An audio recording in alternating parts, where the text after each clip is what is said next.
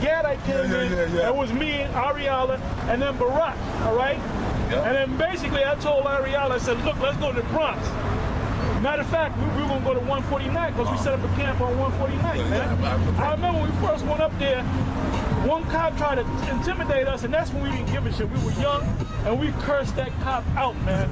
We cursed him out so bad that he ran down the street, and we were running after him, cursing his ass out. We didn't touch him. And then we had to establish a camp up there.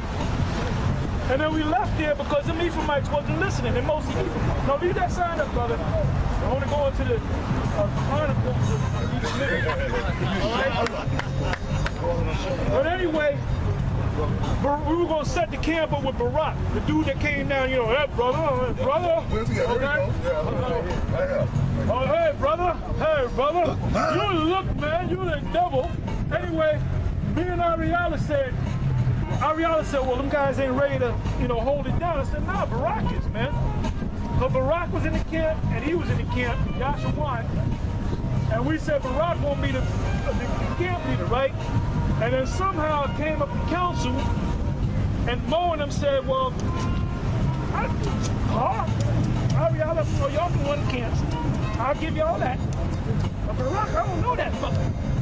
I don't know him. So basically what they did was they got Kazak. Where's Kazak? Oh, Kazak. Hey, brother, where's the Kazak? You gotta have Kazak. Kazak, brother. You gotta have Kazak, man. Hey, but Kazak kind of became the head of the camp, but then he came to the camp 2 times or 2 weeks, and all of a sudden he didn't come no more because he's writing this book that he still hasn't written yet to this day. Every time he set up a camp, he'll be there for 2 weeks. You know, then he won't come back. I gotta write this book, which the book ain't never been written. All right. So anyway, he was kind of fiery, right? And basically, he was supposed to be the leader, but his spirit pushed his spirit out. That's right. That's exactly right. And they were fighting. Look, I'm the camp leader. And basically, he kind of became the camp leader, and he kind of became second in command. Yeah. I'm just telling you like it is, man. Now you can make videos and tell me that I'm lying. I'm telling you the truth. Yeshaya, we got on you. Ain't afraid of no damn Yeshaya. Yeah. We got on Yeshaya. As soon as we saw Yeshaya do that video, we got all over his ass, man. And now he's calming down. All right? Now for Yeshaya to say that, look, you can't rape no woman. You can't rape no 12. That shows you that he's weak as hell, man. And that shows you that he did not know the Hebrew. Because back in the day, he knew the Hebrew. Matter of fact, there was a time where all the brothers knew the Hebrew. Yeah. And everybody used to stress the Hebrew. Now all of a sudden we bring out certain things. Oh, I don't see it. We don't know about the Hebrew. All right? But we've been getting on these guys so much that now they're getting back like what's the guy? This guy Nate. Now he's getting back in the Hebrew, man. And the Greek. See, we get on them guys, they get mad, but eventually, you know what they do? They do what we curse them out on. When we curse them out on something, they'll wind up doing it anyway. They'll get mad, but they'll wind up doing it any damn way, man. That's right. Okay?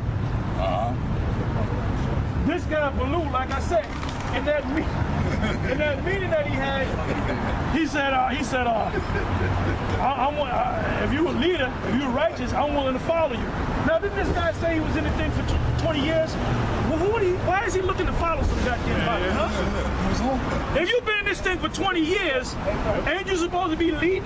He's supposed to be following. He's talking about, I'm just looking for a leader. So that he just admitted that he ain't no leader, man. Oh my goodness, we got the gang, man. He's supposed to be following. Church fan. Big church fan, yep. And just tell them guys just to assume the position, put them in different camps, have the brother set up his camera, and let's go. You know, just float. The cameraman. He's another man that was back in the days, man. He was in Yachty. He goes back. I remember this guy was shorter than me, and I'm a short guy. I remember he was a little guy, man. Come on over. Big gag. Take close. Hey, but anybody that came up against us, right? Anybody got scriptures, bring it out. I'm just going through the Chronicles, man. Anybody that came up against us, like these guys from Cali, they came up and we swarmed all over these dudes, man. swarmed all over him. And do you see him now? No. No. He got people that used to. Johanna, when he came on the scene, we cursed his ass out. Then he had the radio show, right? The internet radio show, and all kind of brothers from GMS was cursing him out for on that show. And there was a point in time, and he might deny it, that he said, look, I'm putting up the white flag. If y'all remember, I'm putting up the white flag. Yeah, he did say. All right? This guy now, if Yeshia's going to be mad at somebody, he should be mad at Comfy.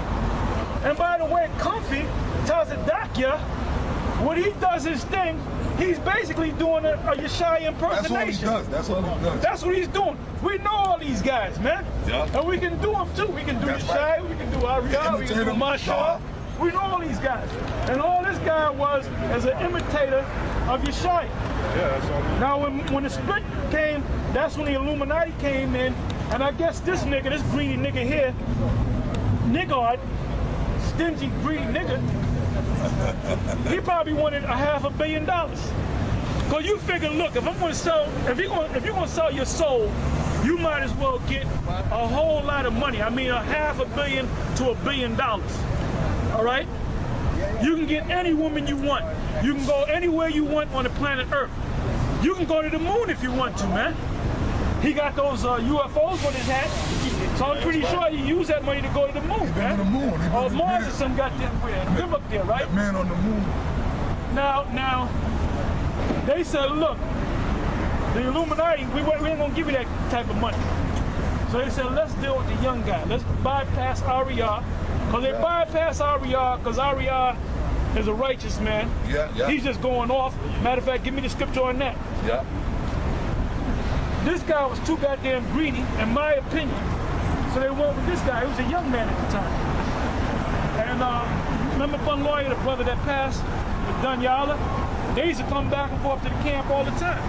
And they were on the inside, and they said that the Illuminati, it was after the World Trade Center went down, that's when they wanted to make that deal, all right? And basically, they kind of said, we're going to give you $50 million. But then after the buildings went down, they said, we'll give you $30 million.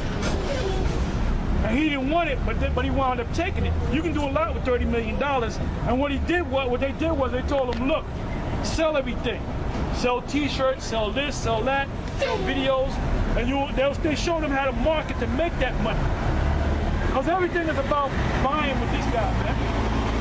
The same thing with even the action figures. Ned is the same way. Which that's why we think he's a sellout, man. Oh, yeah. All right? Somebody give me Galatians 2. I believe it's Galatians 2 and 4. Go ahead. Job 32:9. Great men are not always wise. Oh, you made it, brother. Okay, come on. It says, great men are not always wise. Neither do the aged understand judgment. Oh, my God. I read it again. This is Job chapter 32, verse 9. Great men are not always wise. Neither do the aged understand judgment. You know, like High Priest Ariel and High Priest Shaw, you know, they're going off. The scriptures say great men are not always wise, neither do the aged understand judgment. And the main reason why they went off is because they got some of that money. That's right. Basically, how it was set up was this guy right here, Keith Ariel. Let me tell you about Ariel. Ariel had a gambling problem. He didn't have a gambling problem because there ain't nothing wrong with gambling, man. Yeah. But he was kind of addicted to gambling, right? And he used to win. And let me tell you something about Ariel. When Ariel used to hit, and we were all hanging around, we were all talking about seeing the movie. He said, look, let's go see the movie. We come out, nope, your money's no good. That's right. There might be like 30 of us, man. Ariel hit the number for like $7,000, $8,000, $10,000. He paid for everybody. Yeah, food, everything. He paid, if you wanted food, you know, popcorn, whatever the hell you want. If you want to go out and get something to eat, he paid for everything, man. That's what type of man Ariel was. But Ariel, one week he wouldn't have a dime in his pocket, and the next week he'd have 10,000. And when he came in the money, he might go, that's when Atlantic City was big, he'd go up there with his one of his women, and he'll blow that money in a week. And we knew when he ran out of money, because when he came back, I said, yeah, he spent all that money. Yeah. But that's how Ariel lived, you know? Ariel had a wild spirit, kind of remind me of you, brother. You know? Like you might be his son, brother, you know? Because Ariel they talk about me starting fights. Ariel used to get into fights all the time, man. Yeah, Ariel was wild too. He was wild too, man. There was 3 or 4 guys around him, he'll fight all of them, man. Yeah, man. He had no fear, man. But go ahead and get that. Galatians 2 and 4, right?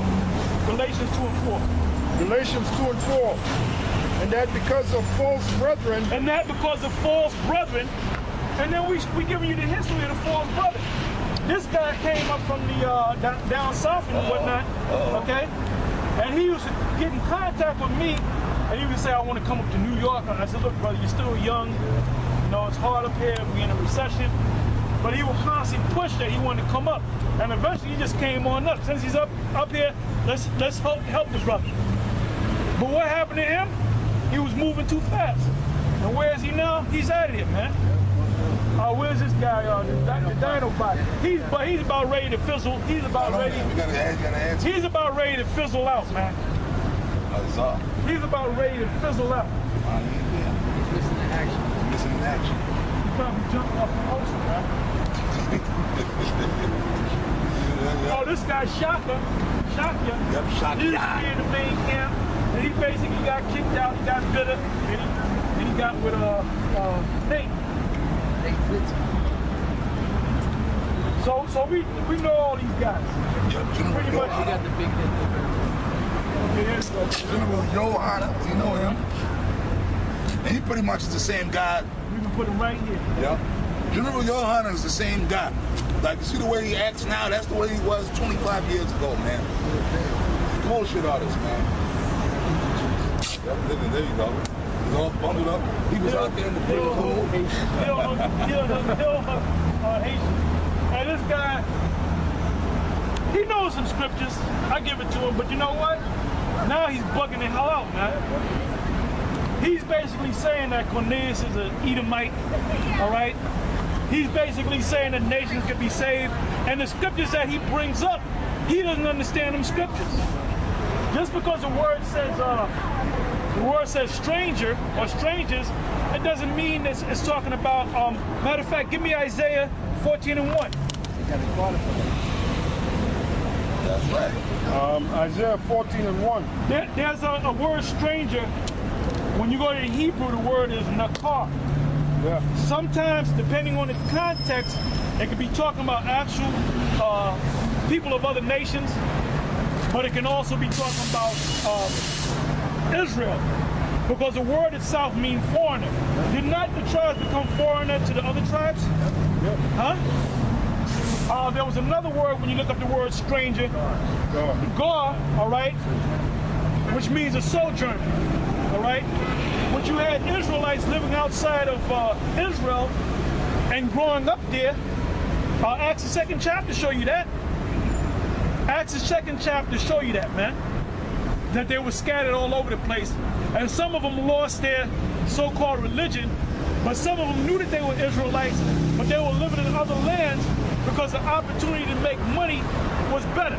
And what they did was, pursuant to Deuteronomy 16 and 16, all men are required to go to Jerusalem to keep the Passover and the Feast of Weeks and the Feast of Tabernacle. They were required to keep those things.